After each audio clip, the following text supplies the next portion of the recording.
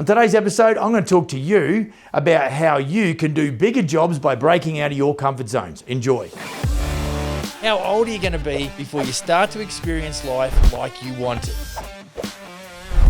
I want to tell you right now, whether you like it or not, there is a better way to do business. Hi everyone, welcome to the Business for Builders podcast. My name's Max. You may or may not know of me. I'm your host. I am the ambitious founder of EliteBusinessAdvisory.com, where I specialize in business coaching for builders and general contractors.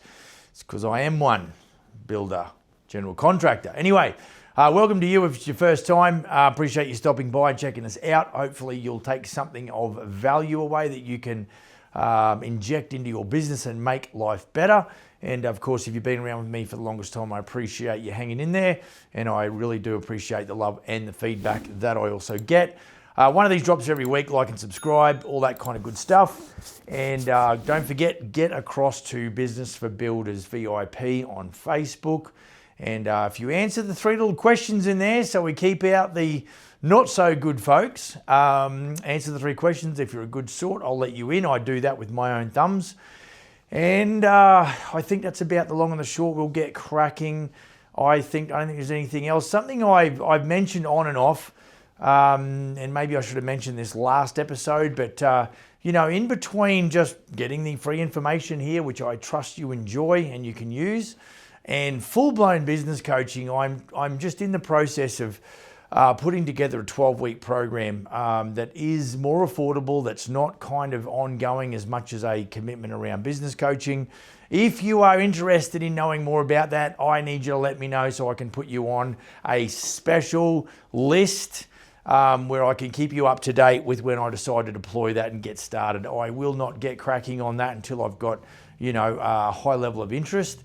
And because it takes a lot of time for me to put that together, but I know it's going to be good for you. So if you want to, I know I've got a couple of emails there, obviously. But if you're interested in the EBA or Elite Business Advisory Young Guns, I need you to email me directly. EBA Young Guns in the subject line. My email is max@elitebusinessadvisory.com. If you want to talk to me about coaching, get on to EliteBusinessAdvisory.com, hit the book a consultation, and let's have a quick chat about you and your business. All right, enough of that housekeeping stuff. Today, as you can see on the board, I'm going to talk about comfort zones, confidence, and crushing it. And so that's I bet you're interested to know. I drew this this is me drawing. That's why I get architects. Comfort zones, confidence, and crushing it. Right. Again, like I talked about last episode, I get a lot of the content for this basically from my everyday life as a builder, just like you, and then I also deal with builders and general contractors in the industry, whereby there's a lot of consistency in the concerns, the queries, the questions that they ask. Very repetitious in nature, nothing new under the sun. And so today I'm going to talk about your comfort zones, my comfort zones, the confidence that we've got to have, and of course, crushing it. And so I think what we've got to understand from the get-go is that the success that you want and I want, now, just to give a bit of an overview, this is kind of, where we all start. We love doing little decks and fences, but one day we'd like to build, townhouses or whatever. So, over here we've got a $5,000 or $10,000 project. Over here we've got $1 million project or more. So you may be sitting in the audience, and this, if you're very happy doing post-$1 million contracts, then Mazel Tov, good for you. Maybe we'll catch you in the next episode, but maybe you will be interested in what I've got to say. But I think for the majority of the audience right here, right now, they're like, Max, 5 to 10 grand is where I'm comfortable. I've had veterans in the industry that maybe aren't as old as me, but in their 40s, I'd say. 40s or early 50s like me that have sort of said, hey, I need some guidance, I need some help. I've never really been able to nail down the pricing thing. I don't know how to handle a sales thing. I don't know how to, deal with design experts, middleman, that design narrative with the clients and all this kind of thing. And so we've got this one big hot mess and we're trying to build a business and make money to feed our family. Have I got that pretty close? Got that right? Okay, bit of head nodding going on, a few hands raised, questions, etc. And so what we want to be sure is that we understand that success lies outside our comfort zone. However, what we don't want to do is just charge out there blissfully and just think that we're going to get it right without doing some preparation. Okay, proper planning prevents piss poor performance, guys and gals. Said it before and I'll probably say it again. Okay, I think ultimately what we're trying to do is every one of us wants to build a bigger business because the lure of making more money and having a better lifestyle is what really gets us started, right? But as I go through my career, if I and we're going to get onto this a little bit later in this episode, but there's a whole bunch of criteria or characteristics of an individual that is going to help you go from, let's call it the smaller projects that are in your comfort zone, to maybe into the larger projects where today are not your comfort zone, okay? Now, the other thing we're thinking about is over time, what we're trying to do is master the ability or get comfortable with the $1 million plus projects, not just $1 million in revenue, but $1 million per project. And so, you know, if you put me next to somebody maybe who's 20 years my junior, dealing with the situations that I deal with, where I am dealing with $1 million clients, what happens is that there's a lot of intimidation around that. I know of builders that have hesitate. Now, I think what happens is psychologically, they're intimidated perhaps by the size of the opportunity. And so what happens is there's a recoil. Why? Because it is outside their comfort zone.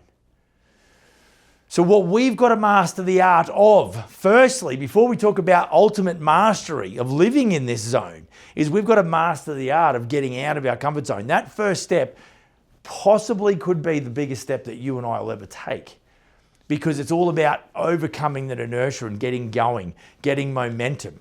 You know, how long has the runway got to be, right? How long has the runway got to be for you to get off this landing strip, okay, to get airborne and get to some of these bigger projects? This is not something that I can just plug a USB into the side of your head and you can download all of my information. You wake up and you go, oh, you know, I'm a max now. I've got all of his data. I'm just ready to go. Why? Because what I do here and today, even standing here talking to that little black dot over there and that little black dot over there, this is weird. I'm in a 17-foot by 17-foot boardroom. There's lights on and there's cameras and I've got some notes in a whiteboard and I'm kind of talking to myself, right? It's weird. Okay, and it's not something as in 1989 as a 16-year-old apprentice did someone say to me, hey, guess what? I can see into your future and you're going to be a president, CEO, a general contractor in Canada, and you're going to do a thing called YouTube and podcasts. See, so what happens is over time, I get to here where I am today. And so I think a lot of the time is we settle for mediocrity. Part of that might be too, we suffer from what I call opportunity blindness. Like when I started this podcast, what episode is this, Dom? 244? Okay, when on average, you're doing 52 episodes a year, so you can do the math. Okay, so we're coming up to 5 years. Is that right? 5 5s are 25. Okay, we're coming up to 5 years. Now, there's a lot of big coaching programs out there, and I still have done more episodes than those guys, because I jumped on it early. I was educating myself. When I first come to this country, I had nothing much to do. And so what I did was I bumped into this fella named, Gary Vaynerchuk on YouTube. And I remember one Christmas time, it was over the December Christmas break, I watched just hours and hours. I loved his stuff and the way he spoke about marketing. And then obviously soon after that, I was able to put together a franchise group and multi-million dollars worth of collective sales. And, I really built the business off the back of that marketing mindset. And so was franchising something that I knew how to do? Absolutely not. But in between marketing and dealing with humans and empathy and all that sort of stuff, I was able to figure it out over time. So if I can do that, you can do that. Another example, I was doing these. $50,000 to $100,000 renos or what have you. Then an opportunity come across my desk, figuratively speaking, of course, to do 5 townhouses. Now, the only thing I knew about townhouses was how to frame them, how to do windows and soffites and exterior, cladding and siding, and do the fix outs and fit off. Like I knew how to do the carpentry components of that. Did I know anything about that projects or those types of projects beyond that? No. But what I did is I figured it out. So let's get on to my notes here because I'm just going to keep waffling on. Right, key points with solutions, right? Comfort zones breed complacency. I hope you know what complacency means. The challenge is staying in a comfort zone for too long can cause complacency, preventing you from trying new things, expanding your business or developing new skills. Okay, so here's the solution. Here's 3 suggestions. Set some stretch goals, okay? So what is it that you're aiming at? See, if you're like me, eventually, after being in the game for a long time, there's nothing that I do without setting a goal. I set a timeline on it. I make sure that I can measure it, that it's attainable, okay, that it's realistic. Okay, because I got to wake up with an objective. What's the objective? Why are we doing what we're doing? That's got to be an ingrained part. If you're making a decision to go a different direction in the business, why are we doing it? What's the ROI? What's the timeline look like? How long have we got to go dip below zero? How long before we pump up and it's going to be, positive again? Like I've got to know why we're doing it. What's the expectation? What's the outcome? Okay, so we've got to set the stretch goals. Set ambitious but achievable goals that push you out of your comfort zone. These should align with your long-term vision for growth. So that then brings me into what are we doing for the strategic plan? We've got to have an overarching strategic plan. Now, Alex Hormozy doesn't subscribe to doing a lot of that strategic planning. And I probably am not the most diligent student around let's sit down and do a 1-page strategic plan just like Vern Harnish does, that he talks about in his book Scale Up. Right? Okay, so but what is the understanding? What is the vibe around why we're doing that? But folks, we must have a direction. We must know where we're going. Okay, and we must know that when do we expect to hit that goal? And so that's super important so that our short-term stuff, so in other words, if we've got a 12-month goal, then what are we doing each quarter, each month, each week to help us attain that result? Okay, experiment with new approaches. Regularly test new methods within your business, whether it's trying new marketing strategies or adopting a new technology. Okay, all of those things have got to be tested and measured to see whether or not there's something that you can adopt long-term or whether or not you go, yep, no, that worked for old mate, but doesn't work for me. Okay, accountability partner. Find someone in your industry or a mentor or business coach who will help you be accountable and push yourself outside your comfort zone. So this is really where this come from. This episode really came from a conversation I had, and I felt as I started to get some of the feedback, I just felt it that I needed to push the individual a little bit harder because there was roadblocks that they were using as justification when really to me it wasn't valid. It didn't have merit. It needed to be bullied through. Okay, so that's what an accountability partner does, because someone else can see it with less emotion and a higher level of clarity because of the lack of emotion that's there. Okay, number 2, confidence. Confidence fuels risk taking. Now I'm going to get down to the next couple of points. We talk about being calculated and how you take risks. But ultimately, if you are not confident, the byproduct of confidence, then what you're going to do is you're going to be driven by fear, which is false evidence appearing real, and it's going to stifle your ability to step outside your comfort zone, okay? Lack of confidence can prevent us builders from taking risks, leading to missed opportunities for growth and or innovation. So the solutions are, let's build confidence through small wins. Start by taking small manageable risks that build your confidence over time. For example, take on a small project. Look at this. Do one of these. Outside your usual scope to test your ability to handle the larger projects. And I think that's what it come down to. Look, okay, so the next point here is learn from your failures. This is the other solution, learn from your failures. When things don't go as planned, view the situation as a learning opportunity, analyze what went wrong, adjust your approach, and try again with the knowledge that you have gained. Okay? So don't quit, pivot. Too often we're going to throw out the baby with the bathwater. It's like, this sucks. Now, if you haven't got the resilience in you then yes, your pivot might include closing down your company and doing something else. There is nothing wrong with that. That's what happens in business, okay? This is why last episode I talked about the human, the mindset, the thought processes as it relates to the human, because you have got to make the decision under fire. You've got to have the grace under fire. You've got to be able to regulate the emotion to not make an irrational decision, but then pick the moment in time very shortly after whether it is the right time to make the decision. So we've got to learn from those failures. Pivot, don't quit. Now, even if you do close your company down, that is a pivot. That's not, quitting. You're going, well, I know that I can't make that happen.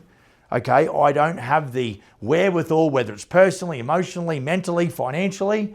I'm going to pivot, but I'm going to, continue to do something else just with maybe less of a demand. Whatever suits you, your personality. Me and you are very different, I think. Right. Comfort zones limit innovation. I like to think that it limits change also. Because when we're in that comfort zone, we don't want nothing to change. There's aspects of my life, I'm a ridiculous risk taker, and then there's some things in my life I just don't want to change and I don't care. That's the way I'm geared. It's having the understanding of yourself where you go, no, this I need to push beyond the bounds. I need to do something different with my life, with my business, right? So the challenge is the longer you stay in your comfort zone, the harder it becomes to innovate and grow your business. Because once you get into that routine, it's hard to shift you out of that. So what's the solution? So we want to encourage a culture of innovation in ourselves. So we want to encourage yourself and your team to discuss these new ideas. When someone brings something to you, don't be ignorant and go, I'm not interested. I'm not interested. I'm not interested. Okay? Remember, knowledge is not hard to carry around. Have a discussion. At least look into it. It might be something that you're looking down the track and go, wow, when I got first introduced to AI, the first thing I thought about is I'm going to write a country song. that was the whereas it's evolved from me just sitting down and go, oh, what is this funny little thing that I can now put on my phone and ask it silly questions? And then I got an understanding of how it could really influence and impact my business positively. And then, of course, today it's an absolute game changer in the way that, and the level or the amount of work that I can get done in such a quick time. Okay, continuous improvement. Commit to learning something new every day.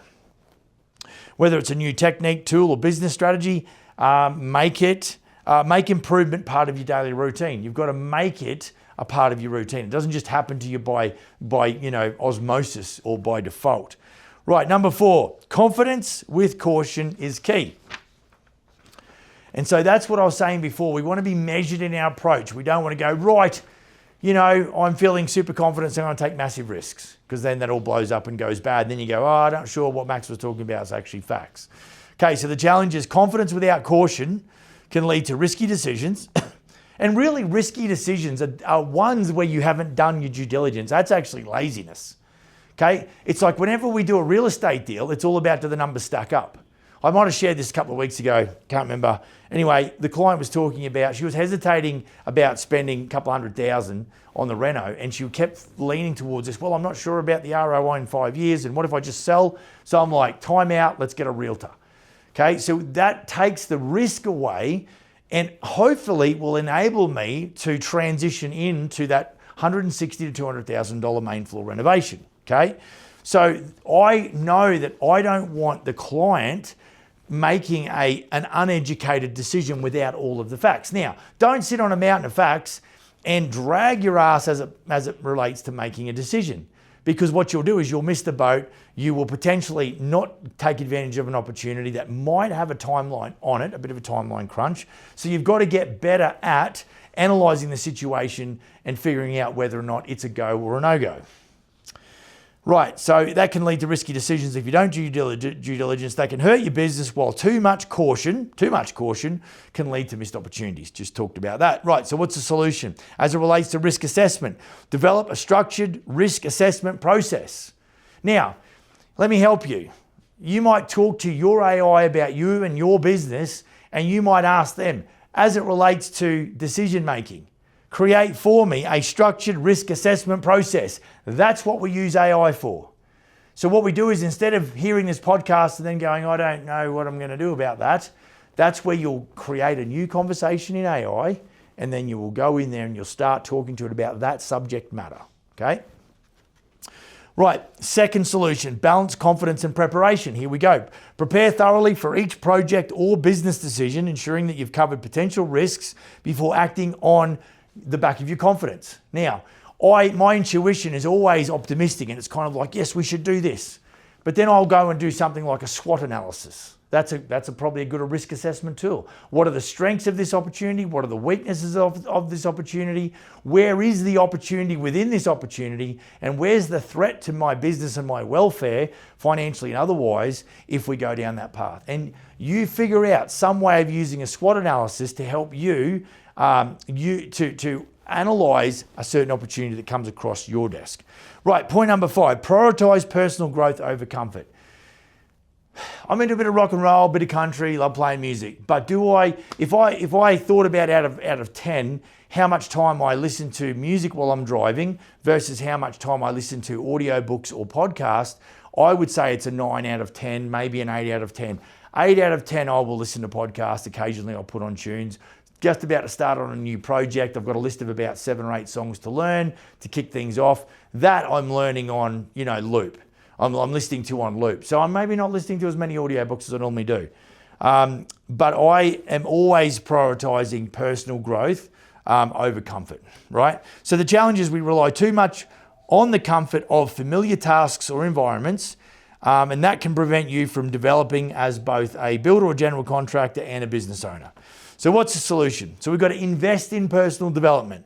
So books, audio books, podcasts, YouTube videos similar to this, webinars perhaps, those sorts of things. So we want to set time aside and resources for personal growth, whether through education, reading, or attending industry conferences. It's all about the information that we garner from those experiences. But the caveat is, right, with all of that really well thought out dialogue, ideas are shit, execution's the game.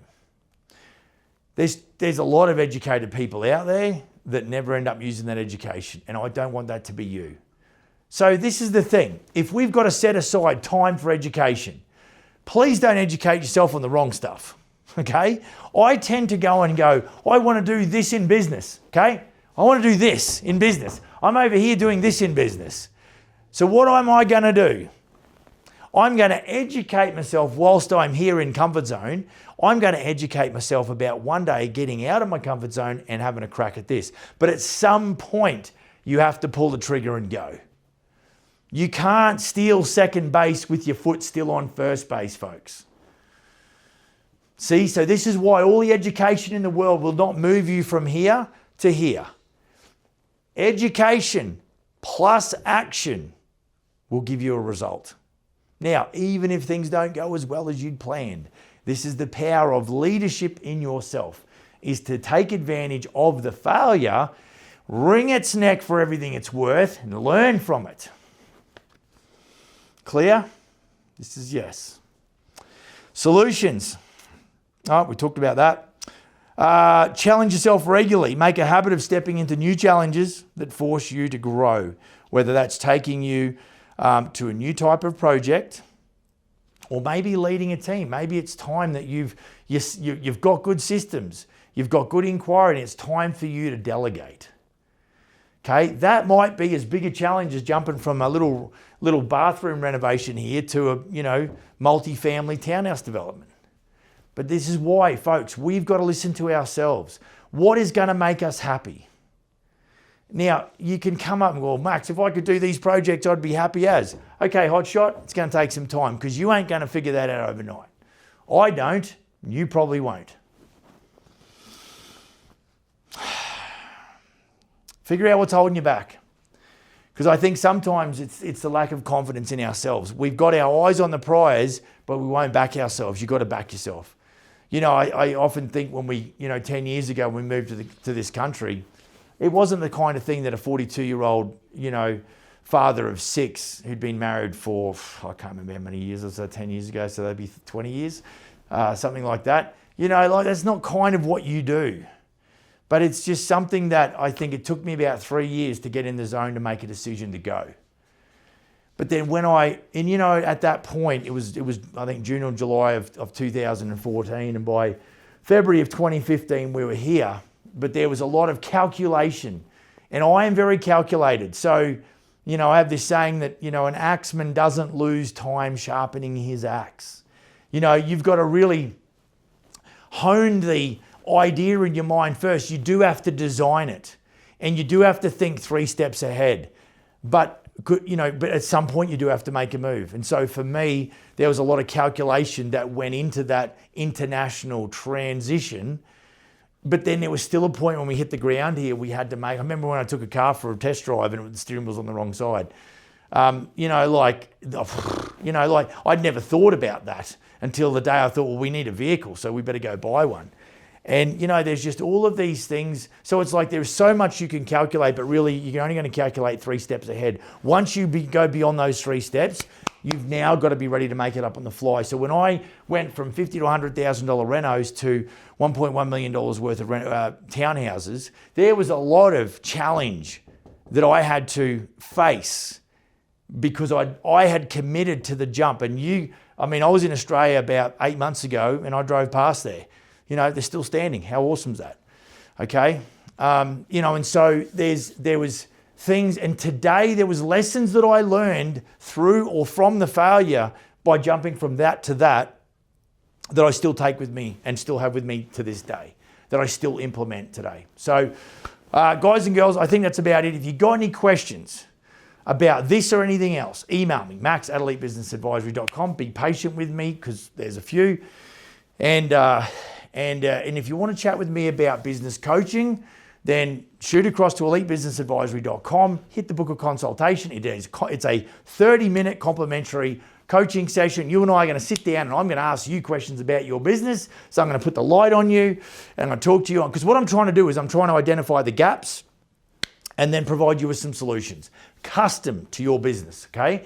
And of course, if you've got any interest in the Elite Business Advisory Young Guns, now, just because it says young doesn't mean if you're mid-40s and you've just transitioned out of a project management role into running your own building company. That would probably be something that would be interesting for you too. There will be a fee for service, 100%.